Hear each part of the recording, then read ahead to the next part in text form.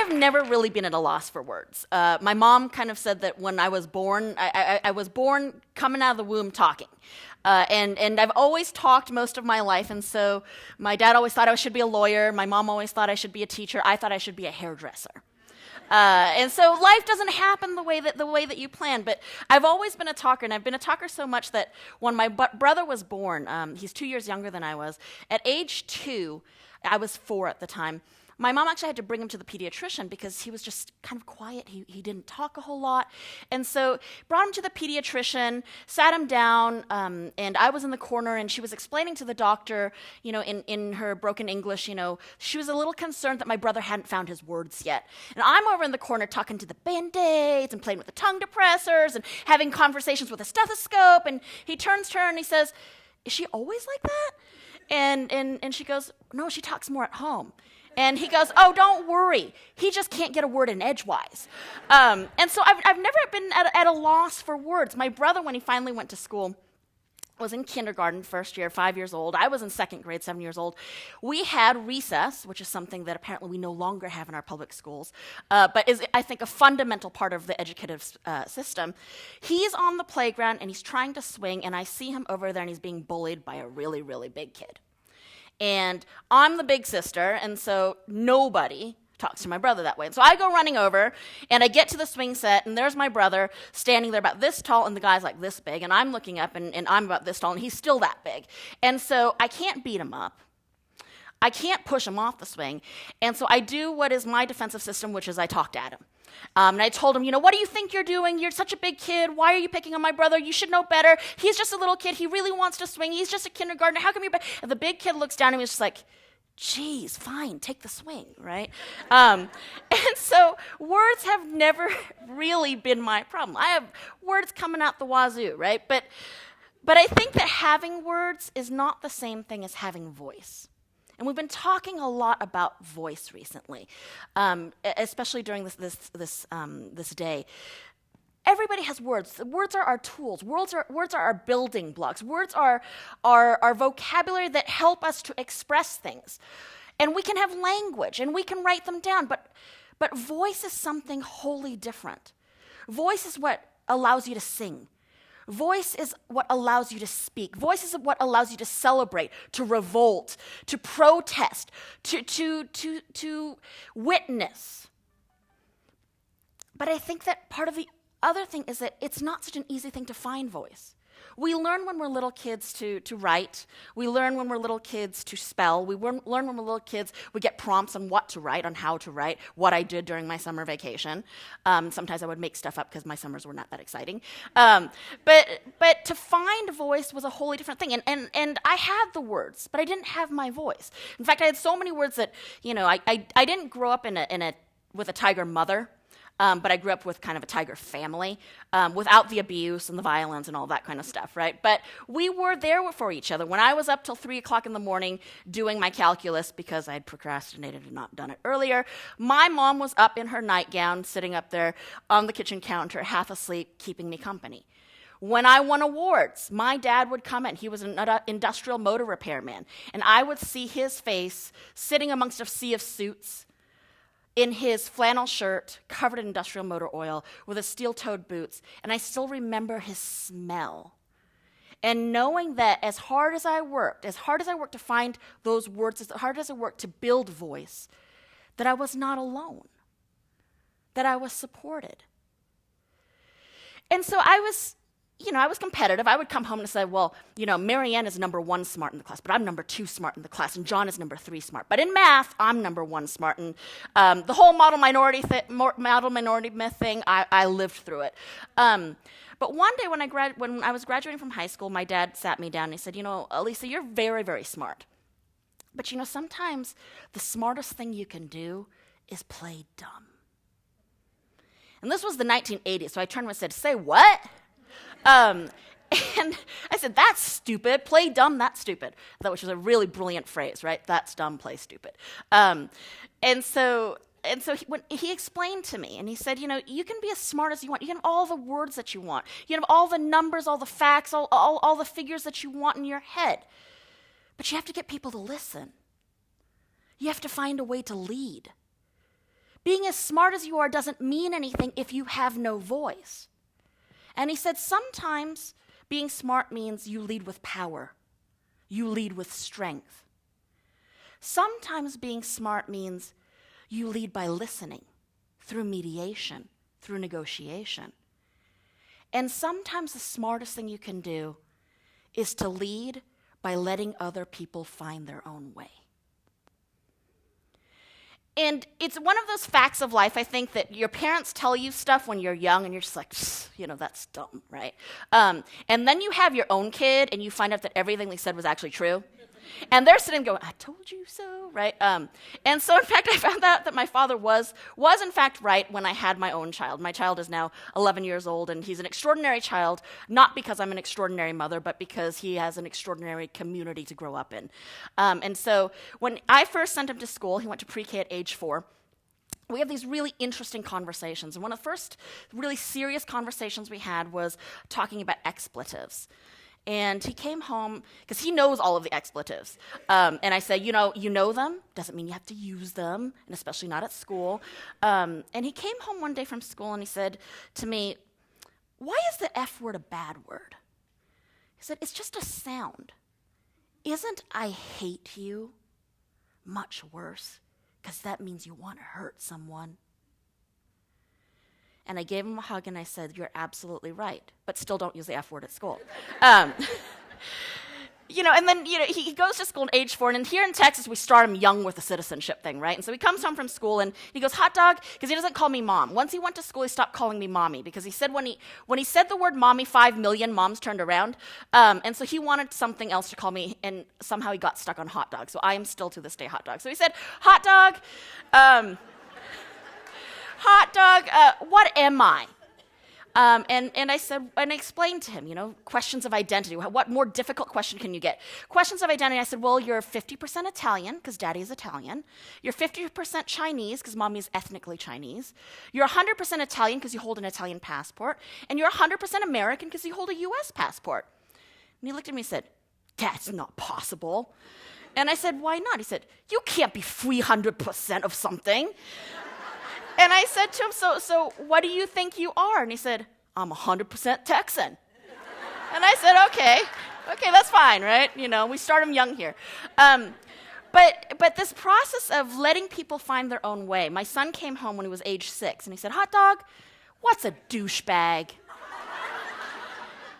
and I thought to myself, I pulled up my big girl pants, and it was like, okay, here comes the big conversation. And so I explained to him that, over a couple hundred years, that a douche came from the French word for bath or shower, and it was the idea that women had to cleanse themselves after menstruation, and they would use a solution of vinegar and water and squirt it up their vaginas, and everything dirty would come out, right? And he looks at me after this whole technical description. He's like, but why is that bad? That's just cleaning. So then I had to go back millennia, right, and say, well, there's a historical belief that women are somehow sinister. That from the beginning of the Christian myth of Adam and Eve, that Eve was a seductress who tempted Adam with an apple, and that after that, right, that many things about a woman's bodily functions, that things that came out of women could be seen as dirty, or could be seen as evil, or could be seen as dark. And so when they're using this term douchebag, it's a derogatory term because it's talking about, things that come out of women that are not easily understood. And so this has happened through millennia, and this women were seen as unclean during their periods and had to be set aside. And he's looking at me with his eyes this big, right? And I said, and that's why it's a derogatory term. And he looks at me and he goes, I came out of a woman. And I said, yes, you did. And he said, I'm not going to use that word. Sometimes you lead by letting other people find their own way.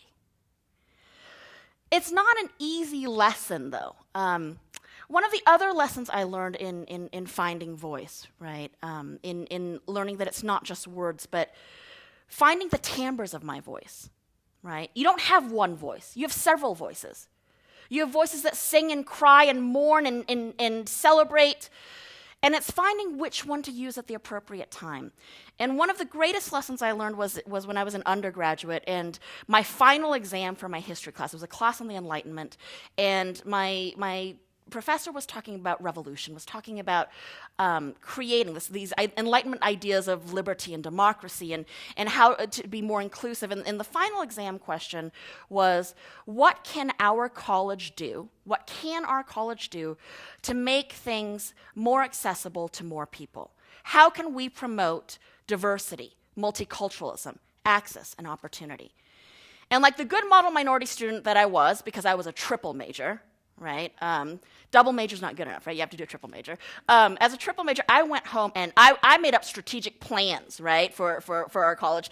Strategic plans before they were even popular, before everybody started drafting them, right? I was writing white papers. I drafted 6, 7 different things, and none of them sounded right to me.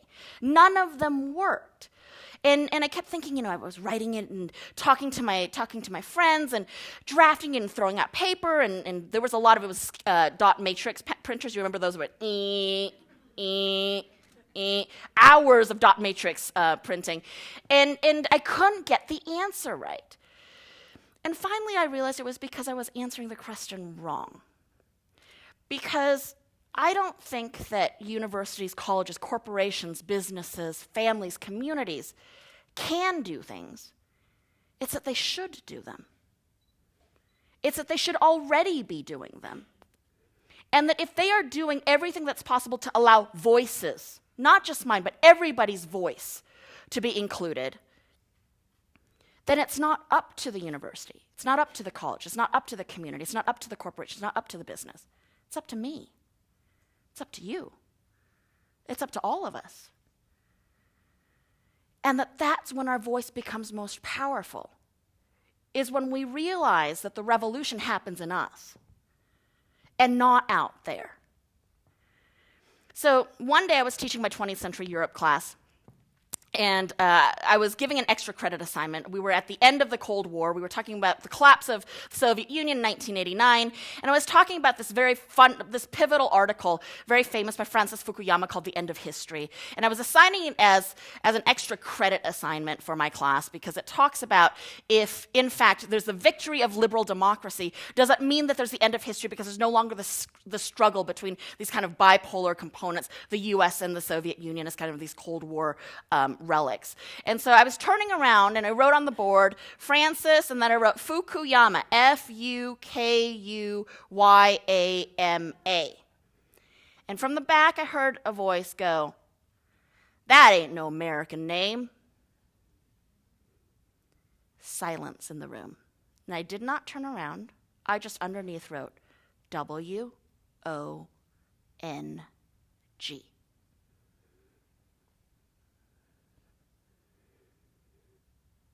Because voice is powerful. And sometimes it's not just what's voiced, but what is unvoiced that becomes powerful.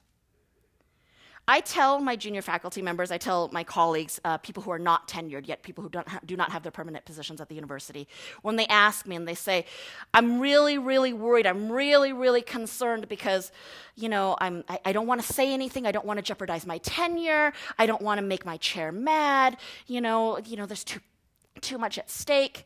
I always ask them, why not speak up? Use your voice. You don't have to be antagonistic. You can be a mediator. You can still contribute. But why would you ever want to be tenured? Why would you want a permanent job somewhere where they wouldn't listen to you? Where they didn't appreciate your voice? Is that really a job worth having? And so in my career, in my personal life, also with my son, with my family and friends, I do speak up. So much so that as a junior faculty member before I was tenured, I used to speak all the time in the faculty meetings. Every time something came up and I had something to contribute, and I didn't just jabber, right, like at the Bully and the Swing Set, right? When I had something to contribute, I always contributed. And rank did not scare me, right? Age did not scare me. Gender did not scare me because it's my voice.